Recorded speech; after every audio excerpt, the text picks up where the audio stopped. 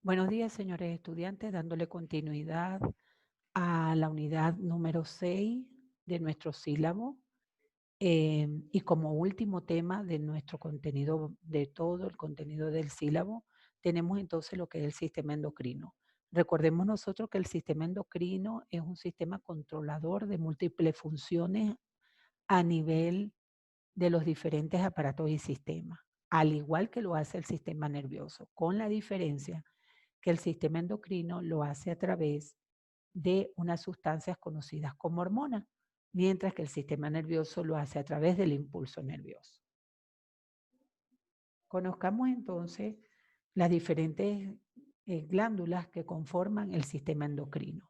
Tenemos entonces el hipotálamo, la hipófisis, tenemos la glándula tiroides, tenemos la paratiroide, que como ven, esta es la tiroide, pero si le vemos en su vista, en una vista posterior, vemos 4 estructuras ovaladas y pequeñas que se encuentran en la cara posterior de la tiroide y le conocemos con el nombre como paratiroide. También tenemos entonces en los polos superiores de los riñones lo que son las glándulas suprarrenales, vemos aquí el páncreas y vemos las gónadas. Pero también es importante que nosotros sepamos que no todas las células que producen hormonas se encuentran ubicadas en una glándula.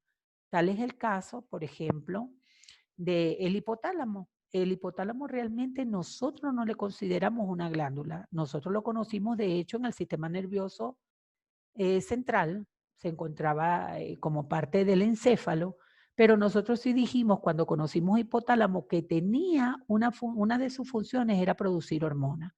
Entonces, fíjense, no es que nosotros el hipotálamo consideramos como una glándula, pero sí tiene células capaces de producir hormonas y es por eso es que entra también en lo que es el sistema endocrino, porque el sistema endocrino va a estar constituido por todas las glándulas endocrinas y células secretoras de hormonas que se pueden encontrar en otros órganos. Tal es el caso del timo. El timo, fíjense que es parte del sistema lo que es el sistema linfático, pero tiene células capaces de producir ciertas hormonas. Así igualmente pasa con el páncreas, pasa con los ovarios y con los testículos, que son las gónadas femeninas y masculinas, que ellas tienen células capaces de producir entonces hormonas femeninas y masculinas. Los riñones tampoco son unas glándulas. El estómago, el hígado, el intestino, el tejido adiposo, la placenta, ellos no son glándulas, pero tienen células capaces de segregar hormonas y es por eso que nosotros también le estudiamos dentro del sistema endocrino. Tenemos entonces que conocer obviamente esa sustancia, las hormonas. Las hormonas entonces son sustancias químicas producidas por estas glándulas y que estos son entonces tejidos especializados que tienen que funciones, equilibrar funciones biológicas del cuerpo, como el metabolismo, el crecimiento y la sexualidad, entre otros. Es importante que nosotros sepamos que las glándulas le podemos clasificar según el sitio de acción como hormonas circulantes y hormonas locales. Las hormonas circulantes son aquellas que son producidas en una glándula o en un órgano que tenga células productoras de hormonas y luego que este tipo de hormonas va a viajar por el torrente sanguíneo a un lugar lejano de donde fue producida. Vamos a poner un ejemplo. Cuando nosotros estuvimos hablando de las hormonas del sistema reproductor femenino, dijimos que, por ejemplo, la FSH se producía a nivel de la hipófisis, pero que iba a actuar a nivel de la gónada. Fíjense que la hipófisis ya nosotros dijimos que estaba en el sistema nervioso central. Iba a ir a actuar ¿a dónde? A las gónadas. ¿Y las gónadas cuáles son? Los ovarios y los testículos. Están bien lejos del sistema nervioso central que se encuentra en el encéfalo. Entonces viaja por la sangre, hace todo ese recorrido, fíjense, y esta es la célula endocrina que produce la hormona. Esta hormona viaja por el torrente sanguíneo hasta llegar entonces a un órgano lejano que en este caso del ejemplo que estamos colocando es el testículo o el ovario. Ese testículo, ese ovario, en este ejemplo, tienen unas células que nosotros le conocemos célula diana, ¿verdad? Que ella está provista de unos receptores que van a hacer contacto con la hormona y van a estimular entonces a esta célula, que es la célula diana. Una cosa importante cuando nosotros hablamos de hormona es que la hormona es producida por una célula y va a ir a actuar en un punto específico, y ese punto específico o en ese órgano específico que él vaya a actuar, le vamos a conocer como órgano diana. Y el órgano diana tiene células dianas que son las que tienen los receptores que van a recibir estas hormonas para ahora él hacer sus acciones. Es importante mucho que ustedes conozcan ese término de órgano diana, órgano diana que están constituidas por células dianas. Es como cuando nosotros estamos haciendo el tiro al blanco, ¿verdad? Que nosotros entonces apuntamos la flecha y el objetivo es pegar en el círculo del blanco donde nosotros estamos dirigiendo la flecha. Igual pasa con el órgano diana. El órgano diana es como ese lugar donde nosotros queremos ir a hacer acción o donde esta hormona quiere ir a hacer acción, como el tiro al blanco. Eso nosotros le llamamos órgano diana. Entonces el órgano diana está provisto de células diana, que es la que tiene los receptores para recibir a esta hormona que ha sido producida por una célula endocrina. Pero como dijimos, las hormonas se pueden clasificar en hormonas circulantes cuando las hormonas son producidas por una célula endocrina, viaja por la sangre hasta llegar a un órgano diana que está lejano a donde se produjo la sustancia, y entonces cuando esa es la situación le conocemos como hormona circulante. Y hormona local es si la célula, fíjense si es una hormona local le podemos clasificar en paracrina y en autocrina. ¿Qué hacen cómo es la función de la paracrina? La célula productora o célula endocrina productora de la hormona está muy cercana a la célula diana o a la célula diana que se encuentra en el órgano diana, que es donde esta hormona va a hacer acción con el receptor. Entonces, en la paracrina, la célula productora de hormona o la célula endocrina está muy cercana a la célula diana. Mientras que la autocrina, fíjense este fenómeno que es, ustedes pueden observar que esta célula es prácticamente una célula endocrina que produce una sustancia que es la hormona, y en una de las superficies de esta misma célula se encuentran los receptores que le van a esperar, le reciben para ser estimulados. O sea que se llama por eso autocrina, porque son hormonas locales que actúan prácticamente muy cercano, muy íntimo. No hay un gran recorrido. Fíjense cómo la hormona es producida por esta célula liberada, y en una de las paredes de esta misma célula están los receptores que le reciben para entonces hacer su nueva acción. Es importante que conozcamos cuáles son las funciones entonces de las hormonas, de estas sustancias, ¿verdad? Ellos tienen tres funciones principales: regular, controlar el crecimiento, el desarrollo y ayudar a establecer el ritmo circadiano. Dentro de la función de regular, fíjense una gran variedad de acciones que hace de regulación. Primero, regula la composición química y el volumen interno. También regula el metabolismo y el balance energético. Regula la contracción del músculo liso y de las fibras cardíacas. Además de eso, regula la secreción de las glándulas. También regula algunas de las actividades del sistema inmunitario y regula la función de los aparatos reproductores. Entonces, fíjense cómo las hormonas tienen una gran variedad de funciones. Es importante que nosotros entonces ahora conozcamos una de las estructuras que son capaces de producir hormonas, como es el hipotálamo. Recuerden ustedes que nosotros el hipotálamo le teníamos dentro del sistema nervioso central y le ubicamos debajo del tálamo. Era antero-inferior al tálamo. Y que existe una gran conexión. Este hipotálamo es el principal conector entre el sistema nervioso y el sistema endocrino. Este hipotálamo también es capaz de producir hormonas que son liberadoras, es decir, que estimulan secreción, y de producir también hormonas inhibidoras que más bien detienen o suprimen las secreciones. Dentro de estas tenemos, fíjense, que el hipotálamo es capaz de producir hormona liberadora de hormona de crecimiento, que le conocemos como GHRH. Tenemos hormona liberadora de tirotropina, que le conocemos como TRH. La hormona liberadora de gonadotropina, le conocemos como GNRH.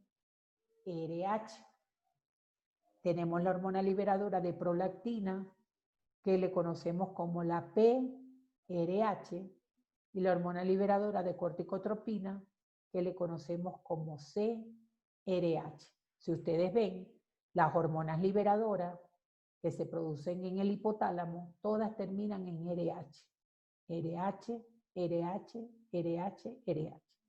Mientras que las hormonas liberadoras, inhibidoras, ¿verdad?, que produce el hipotálamo, que son aquellas capaces de detener o suprimir las secreciones, entonces tenemos la hormona inhibidora de la hormona de crecimiento. Fíjense que aquí era liberadora, era GN, también de la hormona de crecimiento, pero aquí era GHRH y aquí es GHIH, porque este IH viene de inhibidora, ¿ya?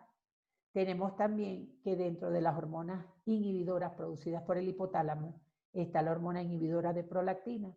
Fíjense entonces que es PIH, mientras que aquí terminaba en RH porque era liberadora, aquí termina en IH porque es inhibidora. Entonces el hipotálamo es prácticamente un regulador que nos dice que tanto puede en algunos momentos estimular la secreción de ciertas hormonas como inhibir la secreción de ciertas hormonas. ¿Y cómo lo hace? El hipotálamo envía estas sustancias a la hipófisis para que la hipófisis bien sea estimule liberación de hormonas como inhiba liberación de hormonas. Ahora conozcamos la hipófisis. La hipófisis también es conocida como la glándula pituitaria. Se dice que tiene forma de un guisante, ustedes le pueden ver, que tiene un diámetro aproximado de entre 1 centímetro o 1.5. ¿Y dónde se encuentra ubicado? Cuando nosotros conocimos los huesos del cráneo, uno de los huesos del cráneo que conocimos, que estaba en el centro de la base del cráneo, nosotros conocimos el efenoide y dijimos que el efenoide en su región central tiene una excavación que se conoce con el nombre de silla turca. Entonces, en la silla turca del efenoide se encuentra entonces la hipófisis. Fíjense cómo aquí, esta es la silla turca y este hueso efenoide le da al ojo esta estructura, que sería la hipófisis. La hipófisis entonces va a estar constituida por lo que es esta porción que sería el lóbulo anterior de la hipófisis, que nosotros le conocemos también, lóbulo anterior, le conocemos como adenohipófisis, y tenemos entonces otra porción que es la porción posterior o el lóbulo posterior que le conocemos como neurohipófisis. Fíjense que ella a su vez están divididas de la siguiente manera. La adenohipófisis está constituida por una porción tuberal, que es esta que está aquí y termina acá. Tenemos una porción intermedia, que es esta acá, que está aquí, y lo que es la porción distal. Mientras que la neurohipófisis está constituida entonces por el tallo hipofisiario y por el óvulo nervioso. Luego, es importante que sepamos que hay una comunicación entre el hipotálamo, que estaría por aquí, con la hipófisis a través de esta red de vasos sanguíneos que nosotros le conocemos con el nombre del sistema portohipofisiario. Entonces, fíjense que las hormonas que son producidas en el hipotálamo, ¿verdad? Que ya dijimos que eran hormonas, bien sea o inhibidoras o hormonas estimulantes o liberadoras, ellas van a viajar por los capilares del plexo primario, que es este que está aquí, viaja por acá, ¿verdad? Y esta va a ir a llegar entonces a lo que es el plexo secundario, estas hormonas viajan entonces en este corto trayecto, por lo tanto sería como una paracrina en este corto trayecto, para entonces llegar al órgano diana, que en este caso es la hipófisis, y estimular entonces las células que se encuentran en la hipófisis, para que ahora esas células que se encuentran en la hipófisis produzcan una gran cantidad de hormonas. Fíjense bien, ahora nosotros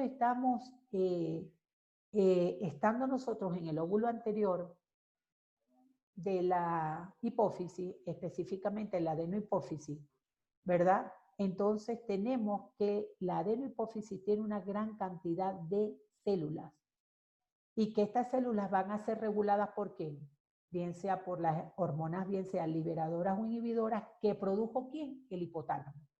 El hipotálamo, con sus hormonas liberadoras e inhibidoras, van a actuar a nivel de la hipófisis, estimulando las células que se encuentran allí, que serían sus células diana, para que luego estas células vayan a producir entonces una gran variedad de hormonas. Entonces tenemos que la adenohipófisis tiene células que son somatotropas, que son capaces de producir la hormona de crecimiento, que le conocemos como GH, que tiene células corticotropas, que son entonces en las que van a producir la adrenocorticotropa o corticotropina, que se conoce con las siglas de ACTH.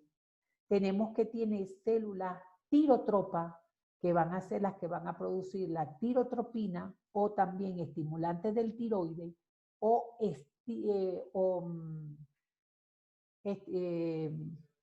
o tiroestimulante, que es el otro nombre que tiene, tiroestimulante, que es la TSH. Tenemos entonces también que la adenohipófisis tiene células gonadotropas, y estas células gonadotropas van a producir ¿qué? Las gonadotrofinas. Y las gonadotrofinas tenemos dos tipos: la hormona folículo estimulante, que ya nosotros le conocimos en el ciclo reproductor, tanto femenino como masculino, que es la que conocemos con las siglas de FSH, y la hormona luteinizante, que lo conocemos con la sigla de LH. Y tenemos por último las células lactotropas, que se encuentran en la adenohipófisis y que son capaces de producir la prolactina, que tenemos sus siglas PRL. Fíjense ustedes que las siglas que representan estas hormonas son un poco diferentes a las que se producían en el hipotálamo, porque en el hipotálamo terminaban siempre en, si eran liberadoras, RH, aquí terminaba en RH, aquí también terminaba en RH, mientras que si eran inhibidoras, las que eran inhibidoras terminaban en IH. Y estas son el verdadero nombre de las hormonas que son producidas entonces por adenohipófisis. Ahora conozcamos las acciones y funciones de estas hormonas. ¿Qué hace la hormona de crecimiento que conocimos como GH? Ella actúa en la formación de proteínas, ella ayuda también a la multiplicación y división celular.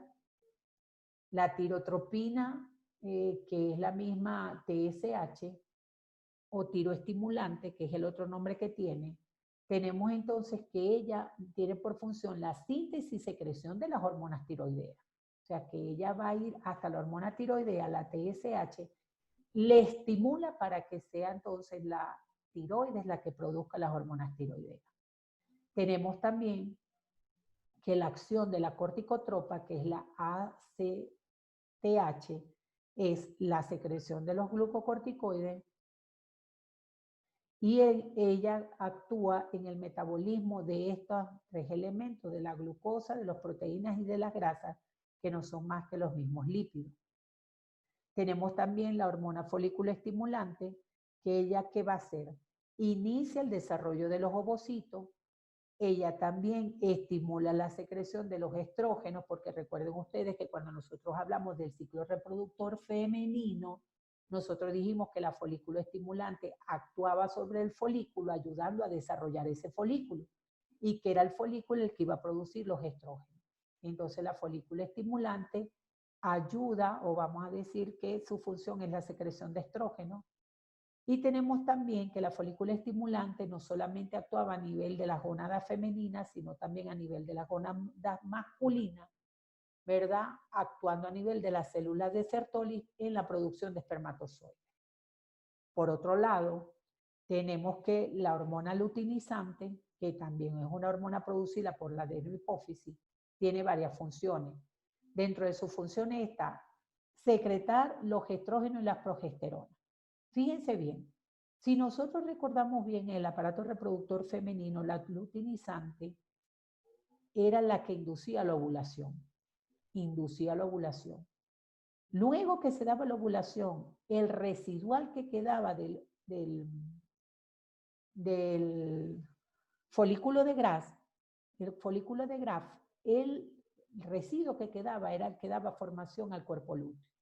Y dijimos también que el cuerpo lúteo era el que producía estas dos hormonas, estrógeno y progesterona.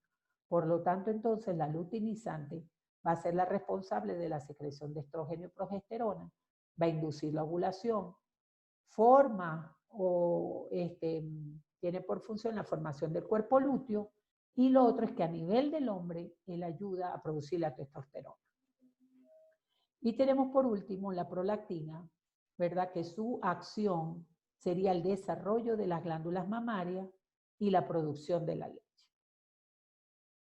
Luego, si nos vamos a lo que es la neurohipófisis o la hipófisis posterior, tenemos entonces una aclaración que hacer para lo que es el conocimiento de unos pequeños detalles, pero que nosotros tenemos que interpretarle y consolidar ciertos aspectos. Fíjense, se dice en los estudios actuales que realmente la neurohipófisis no sintetiza hormonas, que ella solo almacena hormonas y libera estas hormonas.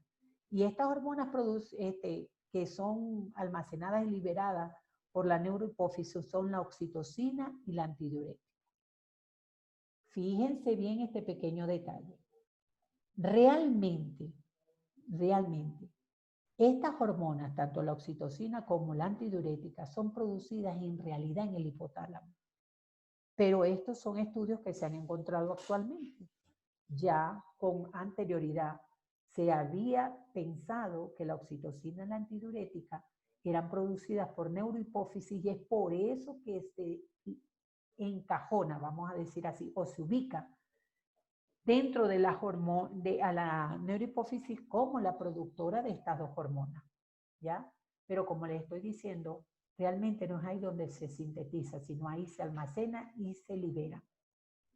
Para cosas de estudio, cuando ustedes, cada vez que ustedes le preguntan, en cualquier momento, ¿qué hormonas produce la neurohipófisis? Ustedes siempre tienen que responder oxitocina y antidiurética. Aunque ustedes sepan que realmente es producida por el hipotálamo, por esta célula, fíjense, por los cuerpos neuronales del núcleo paraventricular que se encuentra en el hipotálamo, es realmente quien produce la oxitocina.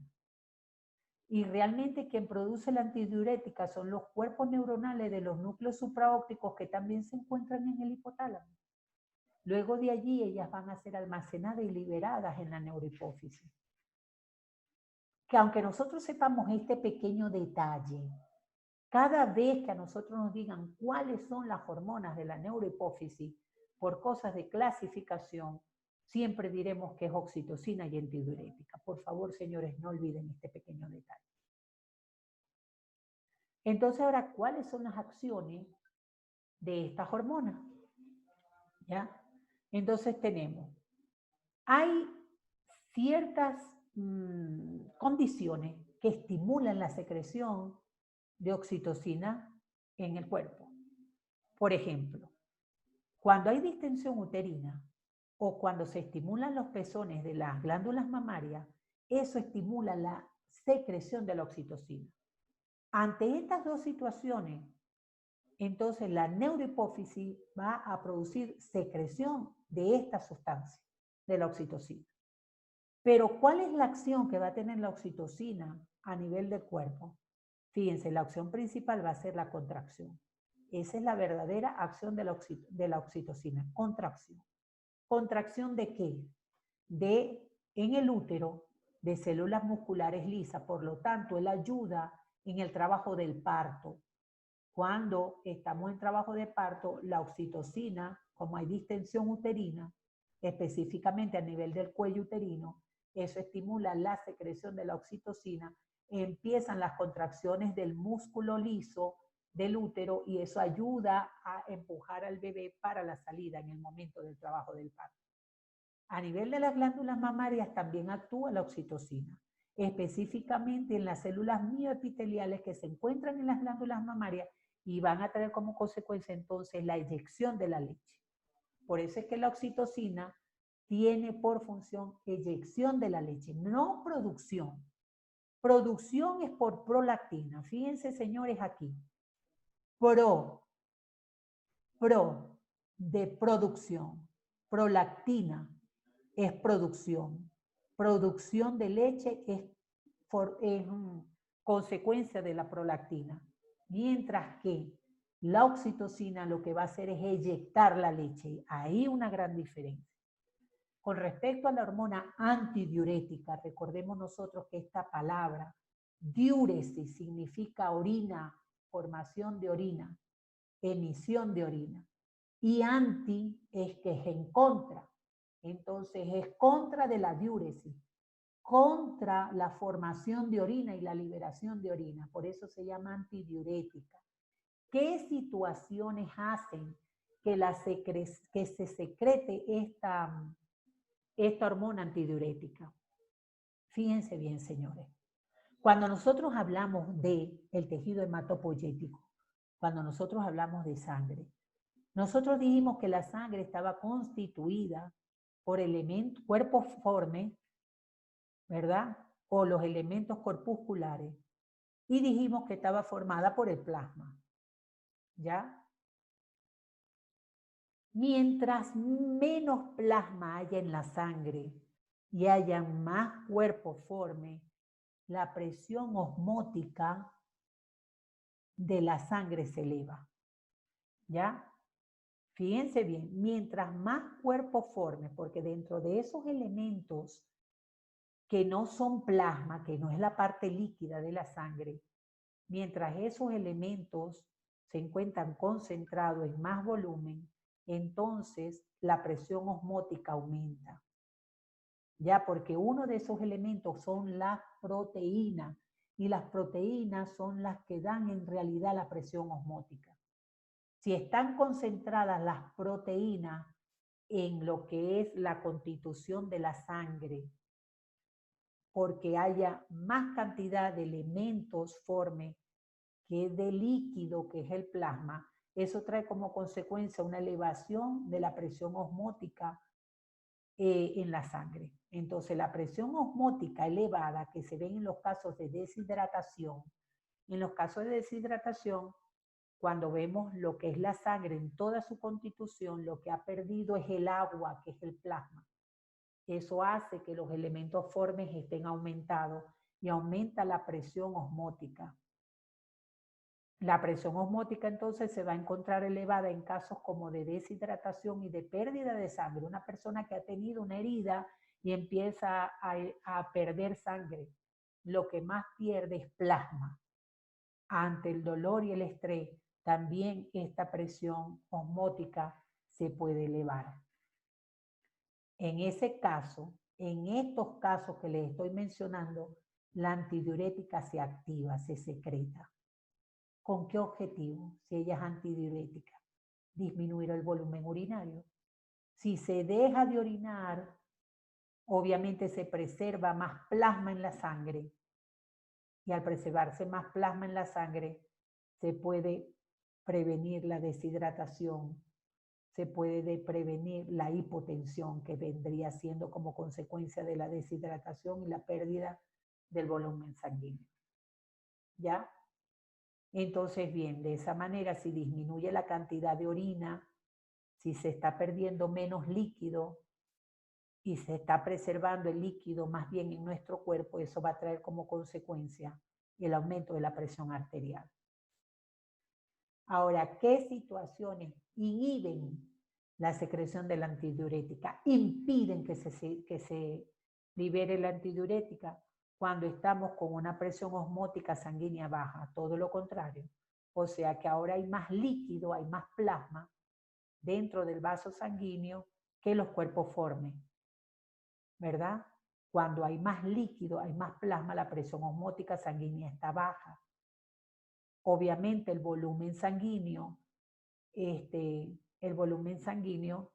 elevado, cuando tenemos mucho volumen sanguíneo, eso también inhibe que haya inhibe la liberación de la antidiurética. Y el alcohol también inhibe la antidiurética, es uno de los efectos que tiene. Por lo tanto, ¿qué acción, si esto se inhibe, va a traer entonces como consecuencia que más bien aumente la diuresis?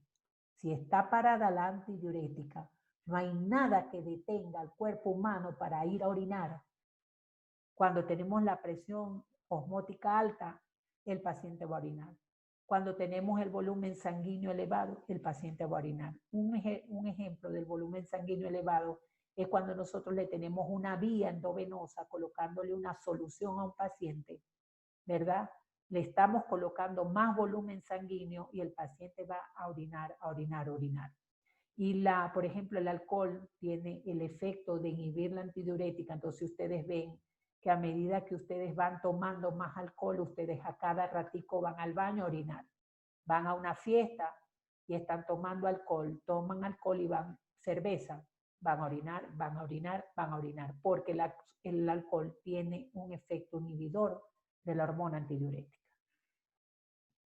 Entonces aquí les muestro este gráfico, porque este gráfico es como muy expresivo en el aspecto de que nosotros terminemos de fijar cuáles son las hormonas que se producen en la adenohipófisis, que es esta que está aquí, y todas las hormonas son estas que están más bien en morado y en fucsia y en rosado.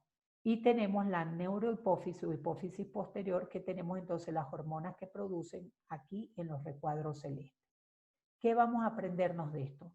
La hormona que produce y dónde tiene su acción. Fíjense bien. La adenohipófisis produce la hormona de crecimiento. ¿Dónde va a actuar? A nivel de los huesos, permitiendo el aumento del tamaño del hueso. La hormona adenocorticotropa actúa a nivel de las glándulas suprarrenales, entonces produciendo entonces las catecolaminas. La hormona estimulante de la tiroides, su órgano diana, va a ser la tiroides, va a estimular acá. Entonces, estos serían los órganos diana, que puede ser pregunta de examen. Las hormonas gonadotrofinas, tanto FSH como luteinizante, sus órganos dianas van a ser entonces los testículos y los ovarios. La hormona prolactina, que también es producida por la adenohipófisis, va a tener su acción, su órgano diana va a ser entonces la glándula mamaria. Con respecto a neurohipófisis, la hormona antidiurética tiene su órgano diana en los riñones. Es aquí donde actúa, bien sea impidiendo la diuresis. Y la hormona oxitocina tiene dos acciones. Tiene acciones a nivel del útero, ¿verdad? Actuando sobre las contracciones uterinas. Y tiene acciones en las glándulas mamarias, actuando sobre las células mioepiteliales que van a producir la contracción de las glándulas mamarias o de los conductos que se encuentran dentro de las glándulas mamarias para entonces eyectar la leche. Vamos entonces a hablar de la tiroides. Esta es una hormona, una glándula que tiene una gran importancia. Fíjense que se encuentra ubicada en la región anterior del cuello, exactamente por debajo de la laringe. Aquí vemos la laringe y por debajo de la laringe vemos entonces la glándula tiroides. Fíjense que tiene forma de mariposa y está constituida por dos lóbulos, un lóbulo derecho y un lóbulo izquierdo, y en el intermedio se encuentra entonces uniéndole una porción que es más estrecha y central, que se conoce el istmo de la tiroides. Tiene un peso aproximado de unos 30 gramos. Aquí le vemos bien. Vemos entonces el lóbulo derecho, el lóbulo izquierdo, que los dos son laterales, y central e intermedio tenemos el istmo, que es la parte más estrecha de la tiroides. Esto en una vista anterior. Internamente, si nosotros tomamos tejido tiroideo, nosotros vamos a observar que la glándula tiroides está formada por folículos. Esto es un folículo. Fíjense que aquí, esta que está en rosada viene siendo la membrana basal de las células foliculares, que son estas que están aquí. El folículo va desde aquí, desde la membrana basal esta, hasta esta membrana basal. Eso sería el folículo. Quiere decir que el folículo tiroideo está constituido por células foliculares, que son todas estas células que están una al lado de la otra, y esta parte intermedia, que sería un tipo coloide como gelatinosa, que está constituido por tiroglobulina, ¿verdad? Esos son los elementos que lo constituyen. Alrededor del folículo, si ustedes ven que este es el límite, esta línea, que es la membrana basal, ustedes ven que hay otras células que están alrededor. Esas células que están alrededor son las células parafoliculares, que nosotros le conocemos como célula C también. ¿Qué cosas son importantes aquí? La tiroestimulante o TSH va a estimular las células dianas de la tiroides, que serían las células foliculares. Las células foliculares de la tiroides son las células dianas. Y ellas, al ser estimuladas por la tiroestimulante, van a producir las hormonas tiroideas. Ahora, ¿cuáles son las hormonas tiroideas? Son la tirosina, la tirosina o T4 y la triiodotironina, que es la T3. Entonces, tiroxina o T4 y triiodotironina, que es la T3. Una cosa importante aquí es que la T4 es la que está en más cantidad, se dice que está en un 93%, mientras que la T3 es la más potente, aunque se encuentre en menos cantidad, es más potente y se dice que está en un 7%. Otra cosa, como les dije, estaban también las células parafoliculares. Ellas también elaboran un producto. Estas células parafoliculares, que también le conocemos como células C, y que están alrededor del folículo, ellas van a producir una sustancia que se llama calcitonina. Fíjense, célula parafolicular o célula C, esta misma célula C, le ayuda a usted a recordar que es calcitonina lo que produce. Y la calcitonina va a ayudar a regular el equilibrio del calcio en el cuerpo, o sea, la homeostasis del calcio. Entonces conozcamos cuáles son las funciones de las hormonas tiroideas. Las hormonas tiroideas tienen varias funciones. Ella tiene de beneficio de que prácticamente a nivel de todo el cuerpo existen células que tienen receptores para las hormonas tiroideas. Entonces, debido a eso, la T3 y la T4 van a producir efectos en todo el organismo, porque como les estoy diciendo, hay receptores en la mayoría de las células de todo el cuerpo que pueden recibir entonces a T3 y a T4. Entonces, ¿qué función va a tener las hormonas tiroideas? Primero, aumentan la tasa del metabolismo basal, aumenta esa actividad basal. Estimula la síntesis de la enzima sodio-potasio ATPasa, aumenta la temperatura corporal, gracias a ella tenemos, o vamos a decir que es uno de los grandes ayudadores en lo que es el control de la temperatura corporal. Otra de las acciones de las hormonas tiroideas es que estimula la síntesis de la proteína. Así también existe en que ellas influyen en el aumento del uso de la glucosa y de los ácidos grasos para la producción de ATP, es decir, que nos ayuda a producir energía. Estimula la lipólisis, que no es más que el metabolismo de la degradación de los lípidos o de las grasas. Potencia algunas de las acciones de las catecolaminas, que nosotros ya habíamos conocido las catecolaminas, dentro de las cuales teníamos la adrenalina y la noradrenalina.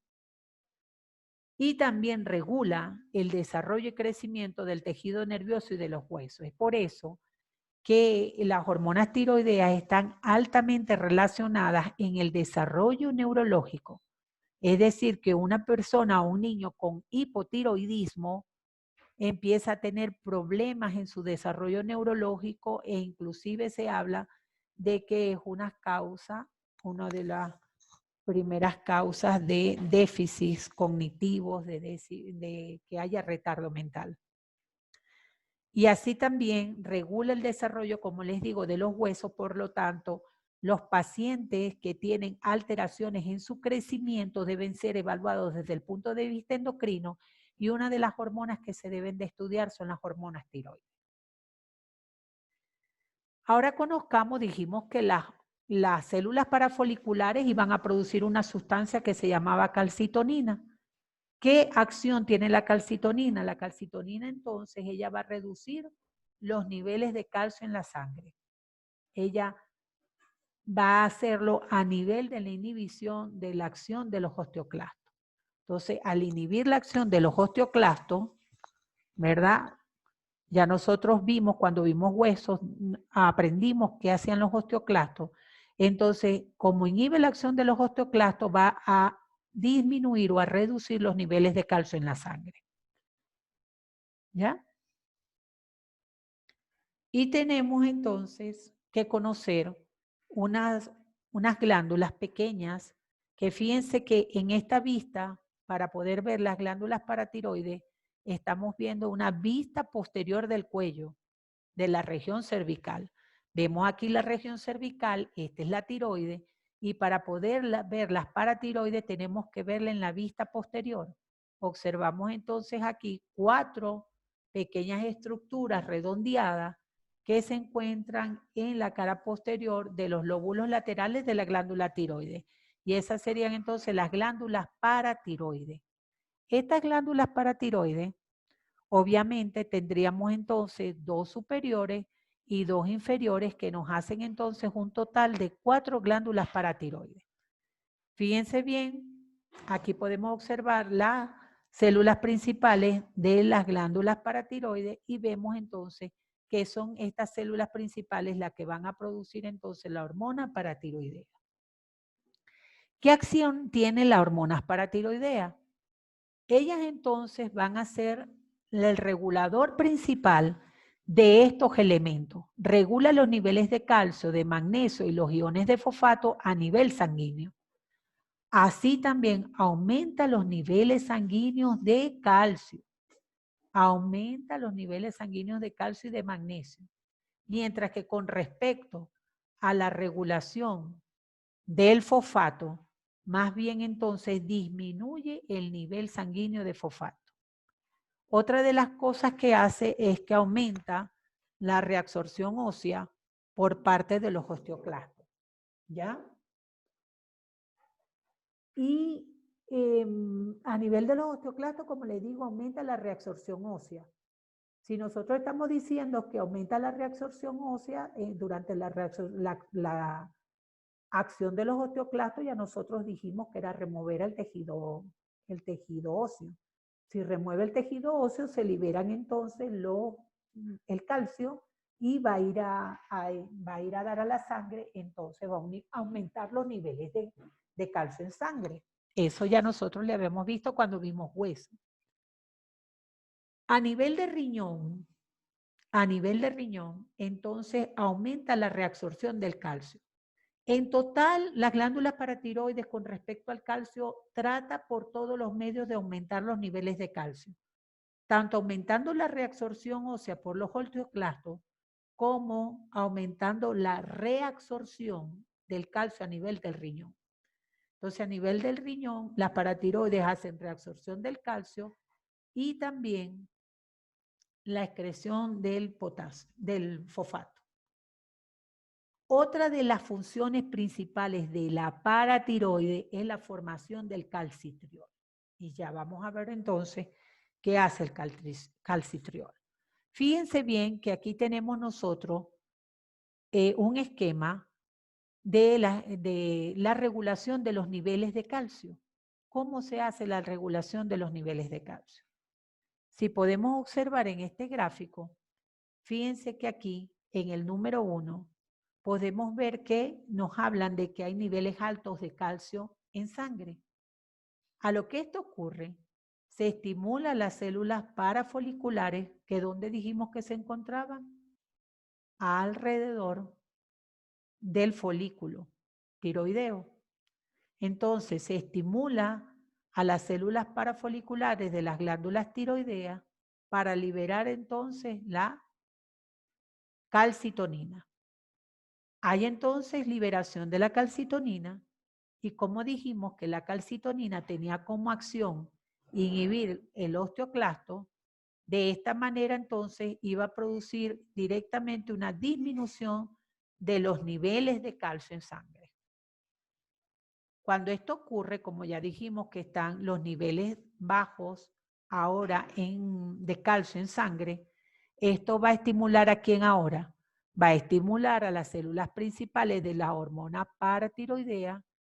Fíjense cómo entonces se va a liberar la hormona paratiroidea y ella va a producir ahora lo contrario, la liberación del calcio.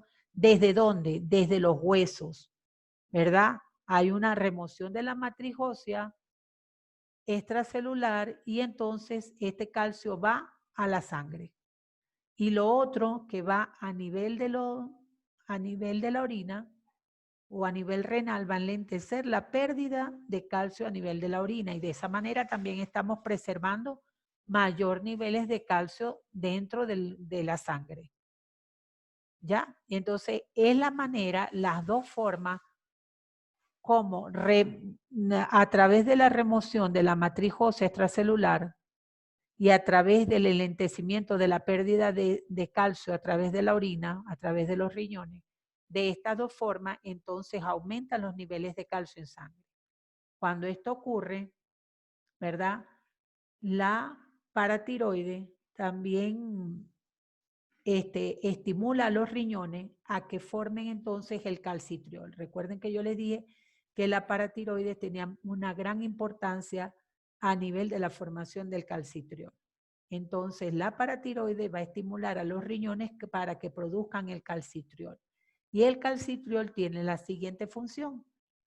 El calcitriol va a aumentar la absorción del calcio a partir de los alimentos. Todos los alimentos que consumamos que tengan calcio, entonces a nivel intestinal van a ser absorbidos con más rapidez, porque aquí dice que aumenta la absorción del calcio a nivel de los alimentos y eso se hace entonces en el intestino. Y a lo que esto ocurre, entonces va a aumentar los niveles de calcio en sangre. Entonces, fíjense que esta es la manera como la hormona paratiroide, la calcitonina y el calcitriol van a ayudar a que hayan todo el tiempo los niveles adecuados de calcio en nuestra sangre. De esta manera, entonces, damos por concluida la clase de hoy y para el día de mañana, entonces, concluiremos con lo que es la otra parte de lo que es el sistema endocrino.